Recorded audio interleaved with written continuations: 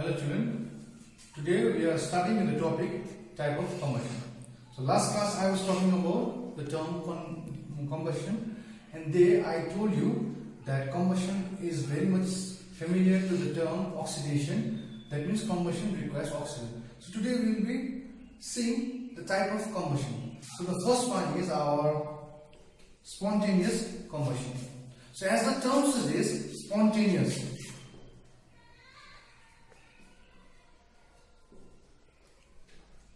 Spontaneous combustion. So as the term suggests, spontaneous, in order for spontaneous combustion to occur, no external heat is supplied. So just a slight description, for combustion to happen, we need a slight amount of heat or light energy. But in case of spontaneous combustion, we do not need external heat. Some of the example is sodium. So you might not be familiar with the term sodium, but it is a kind of element. So this sodium, when it is kept exposed to air for a long period of time, without even a single strike of a match, this will burn and it will explode. That means no external heat needs to be supplied in order for sodium to burn. Another example is phosphorus. White phosphorus. So white phosphorus is also an element. So at 35 degrees Celsius, when it is exposed to air, especially during the summer time, without even a slight spark of heat, this is able to burn. So spontaneous combustion are those kind of combustions. Now next one is rapid combustion.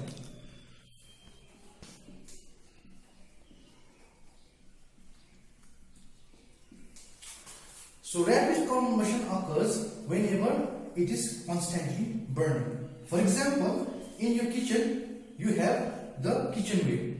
So in order to cook the food, you light up the lighters and all. So it is an example of rapid combustion. So if you bring anything closer to the fire, flames and fire, it will catch fire. So this is the example of rapid combustion. Then another one is explosion. So the last type of combustion is explosion combustion. So as the term suggests, explosion, during this time of combustion, not only heat and energy is released, heat, light and energy is released, but also sound is released.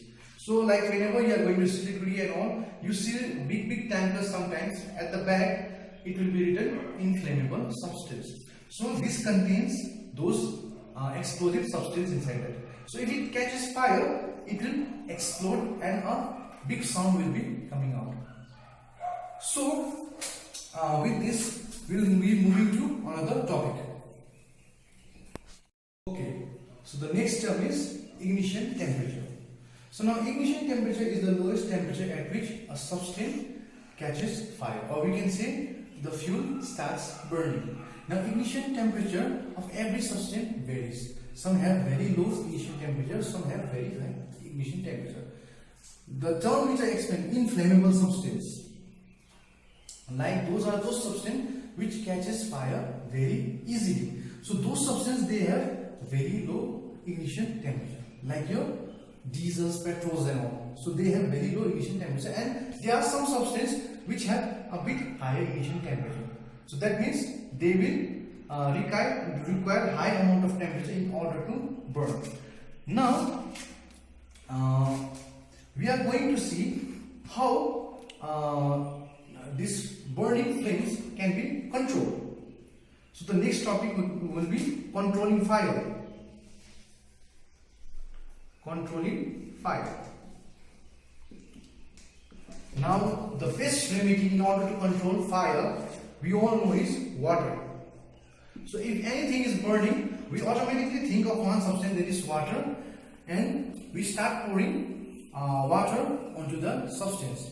So it will, we'll see what does this water is able to do. So this water, it will prevent any substance to reach its ignition temperature. Suppose something is burning. So while that thing is burning, like if it catches fire, so before it burns, that means before it reaches its ignition temperature, if we pour fire in that, what will it do? It will make sure that it will not reach its ignition temperature. That means those things will not burn. So there is an experiment. I think you can also perform this at home, but make sure you do it under your parents' guidance. So make 2 cups that will be of your paper. So make 2 paper cups. 1 cup, make it empty. Another one, you put water. Now start burning this cup. As soon as you keep this cup, under the candle, after a few moments it will start burning. But take another cup which has water inside it and take it near the flames. You will be surprised to observe that this cup will not be burning. The reason behind this, the water inside the cup makes sure that paper will not reach its ignition temperature. So there will be a process known as conduction. So all the heat there's a candle out here, all the heat which the candle is providing to the paper, instead of reaching the ignition temperature, those heat will be conducted towards water. So water will absorb all the heat and paper will not reach its ignition temperature. So this will prevent the paper from burning. So you can try this experiment at home. Now we will be seeing some control, like I told you, controlling fire. So most of the cases, like I told you, we use water. But there are some cases where this water is not required. Suppose there is any accident related where where there are some materials, like if the fire is started with oil or any fuels. So the fire is out there which is made out of oil or any fuels. That time if you throw the fire will not extinguish. Why? Because the oils and fuels, like you all know, these two are immiscible liquid. So if you try to mix oil and water, they will not mix together. But if we try to mix them, what will happen? The density of oil is lesser. So if you try to mix them, water will be at the bottom, oil will be at the top. So same thing will happen. If any person is caught in fire and that fire is due to oil, if you try to throw water on that person, what will happen? The oil will be floating at top of the water.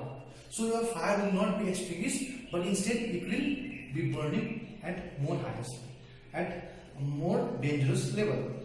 Then another case is of electricity. If any fire is caused due to electricity, maybe short circuit or anything like that, that time we need to make sure that we do not use water. If we use water, what will happen? That water will act as water will conduct the electricity. So that person who has caught fire due to electricity, he will have a fatal effect with the apply of water. So water, it is a very good thing to control fire, but not in many cases. So that time, if it is called we also have some remedies and all. So what we must do if any of these cases occurs. So if any cases out there, like any person is caught in fire which is due to oil and fuels, we need to make sure the water is not used. But what are some of the possibilities? We will see. So very important thing to remember. Very important thing.